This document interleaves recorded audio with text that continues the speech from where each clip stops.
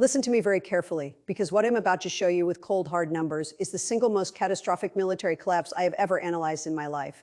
Putin's army is not just losing a war on the other side of the world that does not affect you. It is consuming itself alive from the inside in real time.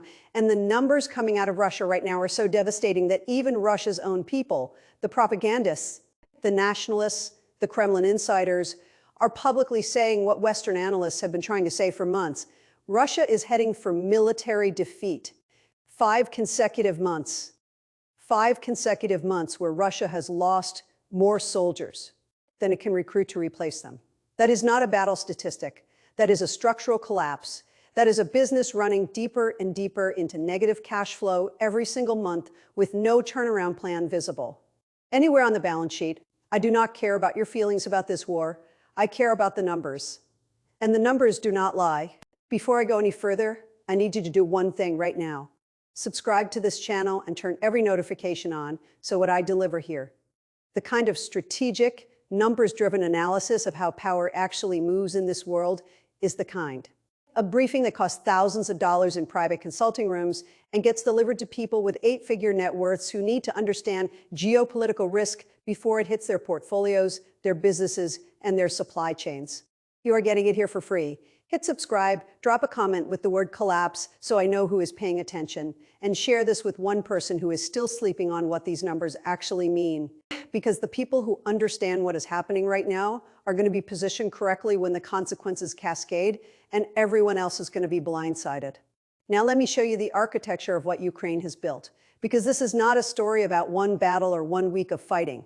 This is a systematic, historically grounded campaign of industrial destruction that mirrors the precise strategy. The United States and its allies used to break Nazi Germany from the inside during World War II. When the heart stops beating, the body dies.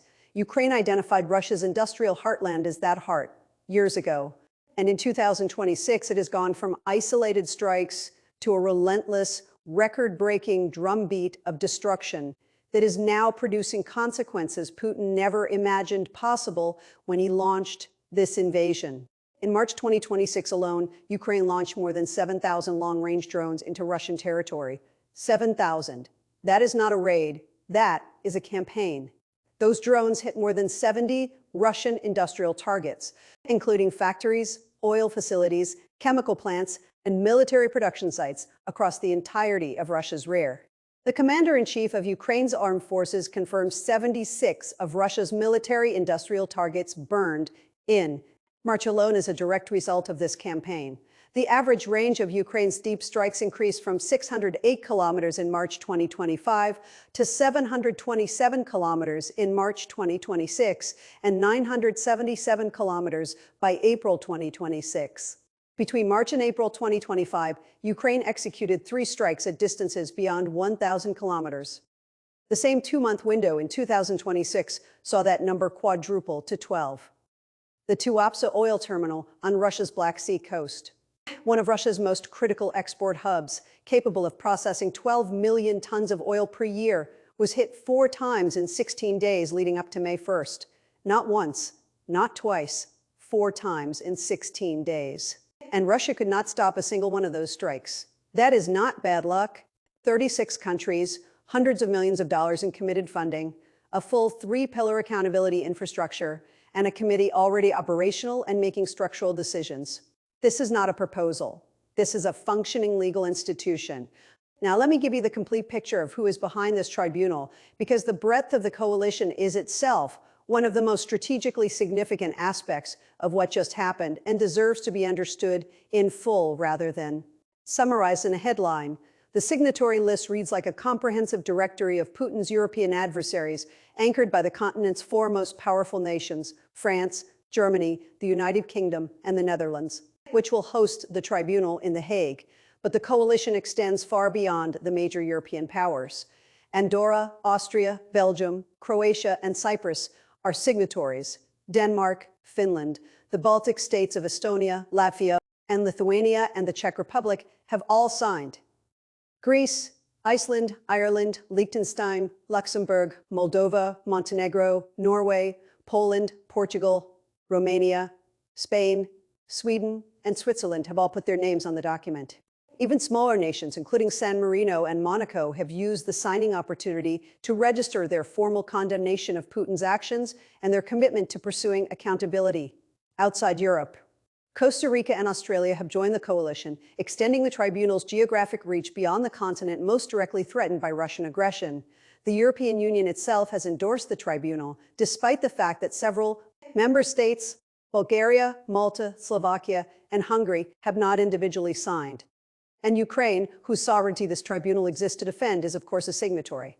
And the one major absence from the list is the United States.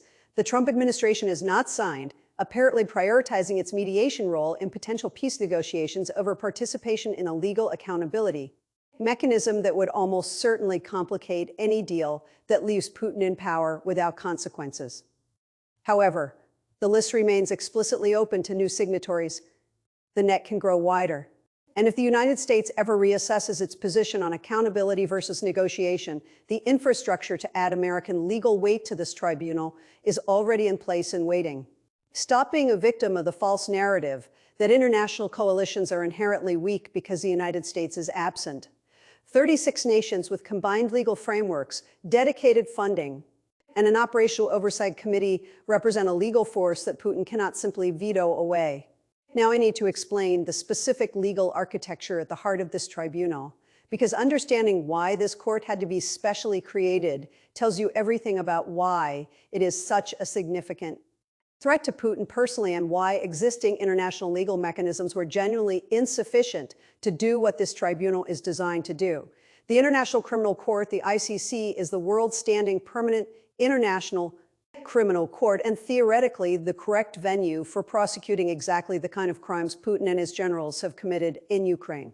And the ICC has already issued warrants for Putin and his cronies for specific crimes, including the unlawful deportation and transfer of Ukrainian children and the deliberate targeting of civilians. Those warrants are real and they create genuine travel restrictions for Putin. He cannot visit any ICC member state without risking arrest. But the ICC has a specific and documented jurisdictional limitation that Putin exploited from the moment he planned his invasion. For the ICC to prosecute a leader for the crime of aggression, which is defined as the use of armed force by a state against the sovereignty, territorial integrity, or political independence of another state, that crime must be attributed to a state party that is a signatory to the Rome Statute. Russia is not a signatory to the Rome Statute.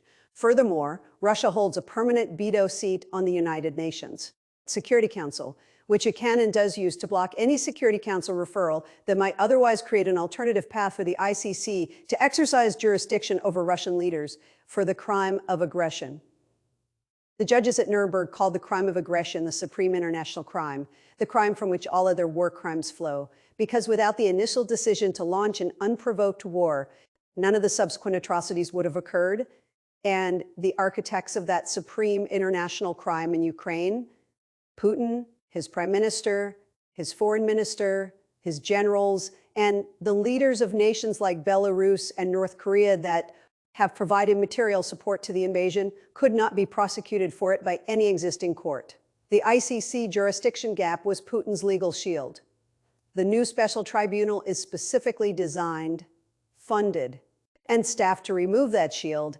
It fills the precise jurisdictional gap that made the crime of aggression prosecution impossible through existing channels, and it does so with the legal authority of 36 sovereign nations behind it. The numbers do not lie. Every war criminal who helped plan, authorize, or execute Russia's invasion of Ukraine now faces a legal mechanism specifically built to prosecute them for the supreme international crime that the Nuremberg judges established as the foundation of all accountability for aggressive war. Now let me address the question that every serious analyst asks immediately about any international tribunal. What can it actually enforce? And what happens when the defendants refuse to appear? Because this is where most people either lose faith in the entire enterprise or fail to understand the real and immediate practical consequences that this tribunal produces, regardless of whether Putin ever sets foot in a courtroom. The honest answer is that prosecuting Putin personally requires his physical detention, because the leadership troika, the president, prime minister, and foreign minister, cannot be tried in absentia under the tribunal's rules. That is a genuine limitation, and it should be acknowledged directly. Putin is not going to voluntarily travel to The Hague. The practical pathway to Putin's personal prosecution requires either a change of power in Russia that results in a successor government surrendering him, or a scenario in which Putin miscalculates badly enough to put himself within reach of a signatory nation's law enforcement jurisdiction, both of which are possible over a long enough timeline, but neither of which is imminent. However, and this is the dimension of this tribunal that most commentary dramatically undersells, the inability to immediately prosecute. Putin does not make this tribunal ineffective. It makes it strategically effective in ways that operate right now before a single trial begins. Every individual outside the leadership troika, every general, every senior military commander, every high-ranking political official, every leader from Belarus and North Korea who contributed to the invasion can be prosecuted in absentia. Putin's own goddaughter published an emotional accounting of the grief spreading across Russia's non-capital regions, painting a map of red dots for every family that has lost someone to the front. The bloggers who spent years amplifying every Kremlin talking point are publishing posts titled, "5 Reasons I Stopped Supporting Vladimir Putin." The Communist Party leader invoked the 1917 revolution in the Russian parliament.